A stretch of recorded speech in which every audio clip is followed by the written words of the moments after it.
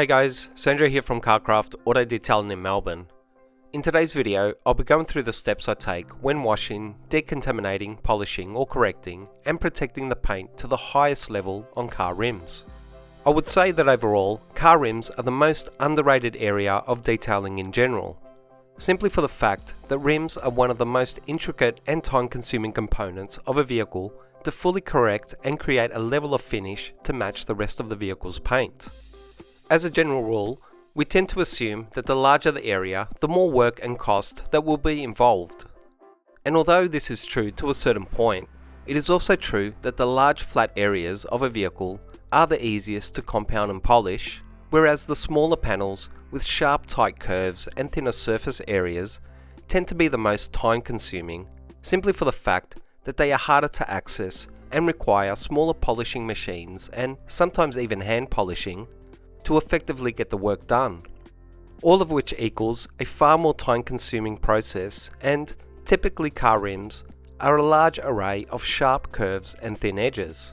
But having said that, not all rims are created equal, and the Alfa Romeo ones I'll be working on today are perhaps one of the most intricate designs that should really test both my abilities and patience, as compared to your more standard 5-spoke rim design, the many curves and recesses in these rims should test any detailer to the limit.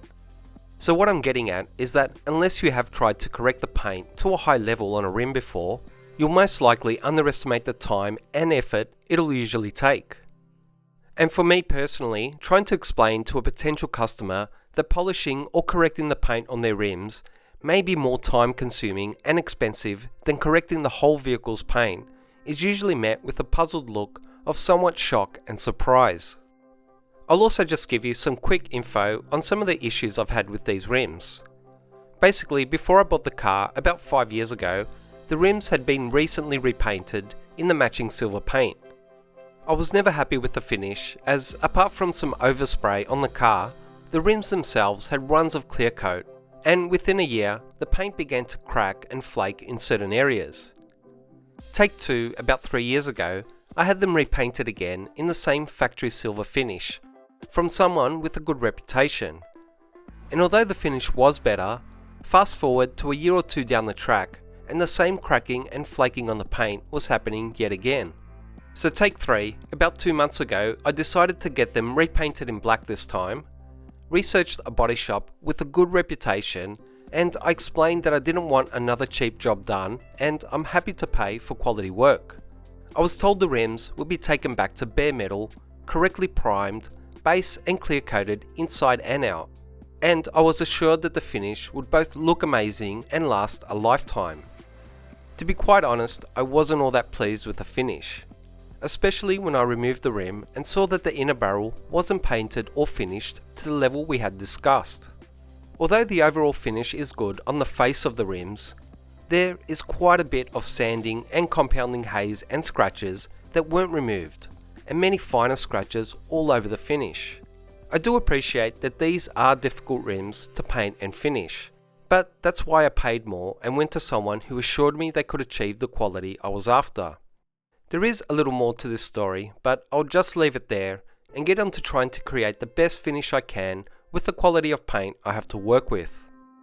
Although the paint is relatively fresh, I'm still going to go through the same basic process of cleaning and decontaminating them in preparation for polishing.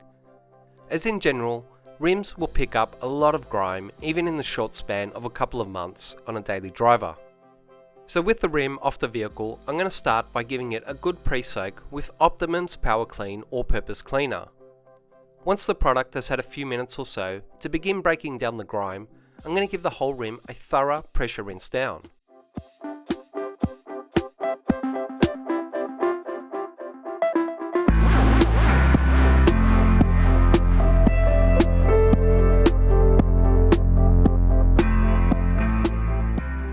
Continuing on my touchless method, I then give the rim and tyre a blast with my TORNADOR black air tool. Basically, what I'm looking to do is remove as much of the mud, dirt and loose tar and iron deposits before I make physical contact with the rims and paint, as I'm trying to limit the amount of marring and scratches that can be potentially introduced when I physically make contact with them with my cleaning brushes and cloths. Cleaning brushes and cloths generally aren't what cause scratches on your paint or rims. It's when dirt and other loose particles get between the brush or cloth and the surface that the scratching occurs. So more of that dirt and grime you can remove before any actual physical contact is made, the far greater chance you have of limiting the scratches and maintaining the finish on that rim or paint. And although I am going to be polishing and correcting the rim itself, I'm certainly not looking to create more work for myself. And as I've said in the past, I'm in the business of removing scratches and not creating them.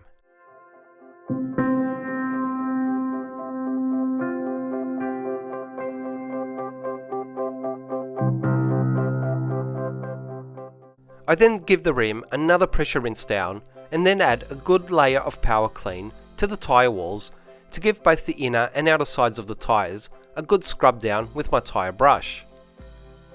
Once I get to polishing the rims, I'm going to be masking the tyre edges.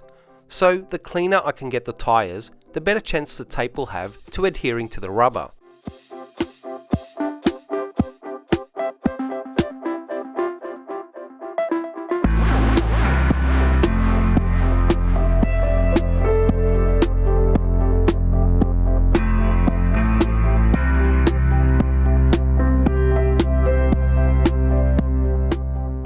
Starting with the inner barrel, I give the area a good layer of power clean and using my Swissvax exterior brush, followed by a microfiber cloth with very little pressure, I'm just going to give the whole barrel a quick clean to remove some of the more bundled grime in preparation for iron and tar removal chemicals and claying the surface.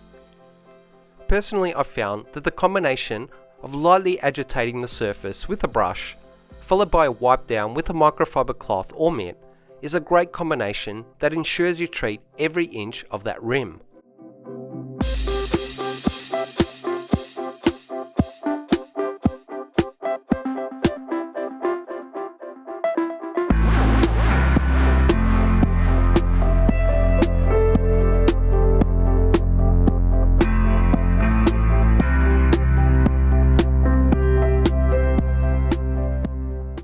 This step is then repeated for the outer face of the rim, and the wheel is given another blast with the TORNADOR and a pressure rinse down, which both ensures as much grime as possible has been removed at this stage.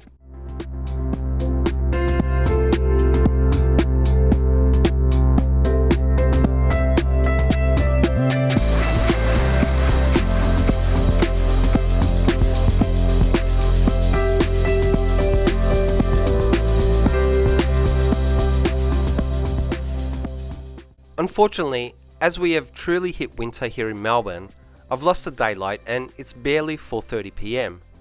So I'm going to move into the garage to finish the decontamination stage of this rim, so there's enough light to capture it on video. But hopefully this is a good example of how we need to adapt as detailers to get the job done. Next, I give the entire rim an even coat of Carpro TYRE, which is an iron and tar removal chemical.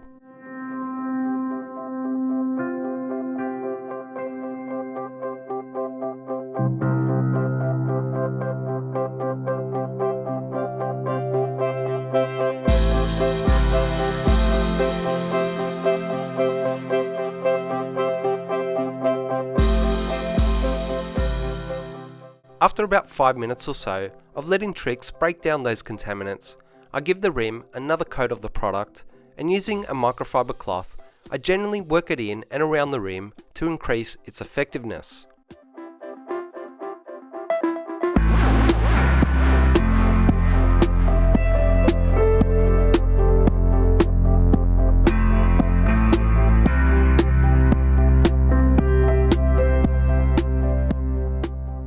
A few more minutes to let TYRE continue working, and then adapting to my new environment, I'm just going to use a pump action sprayer filled with water to rinse down the product.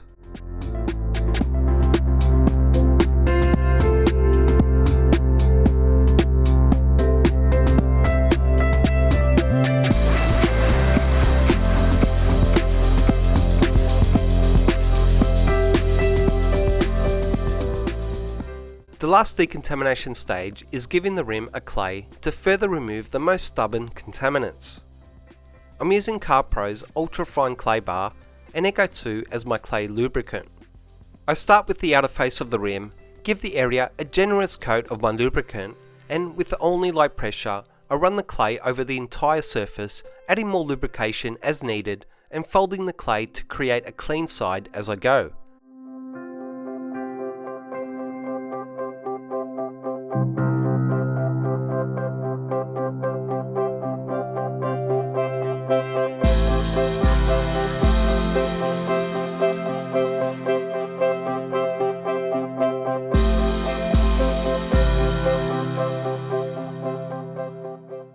I then repeat the process for the inner barrel of the rim. As you can hopefully see, although this paint is only a couple of months old, the clay is still picking up a decent amount of bonded particles. That, if left on the surface when I begin polishing, will both limit the quality of work I can achieve and potentially mar and scratch the finish.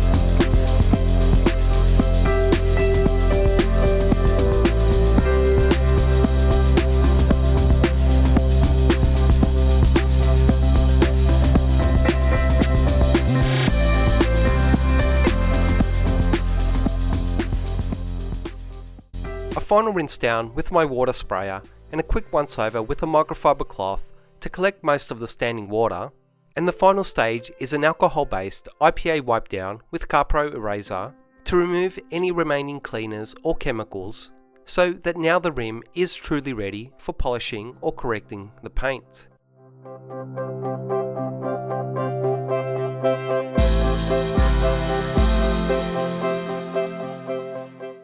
This was originally going to be just a single video, but as the footage and commentary kept on growing, I decided to make it a two-part series, so hopefully it'll be a little easier to sit through. Part 2 should be along shortly, where I'll get straight into correcting and polishing the rims, and then finally sealing them with a protective coating. As always, please like, comment and subscribe to show your support. Thanks for watching, and I'll see you in the next video.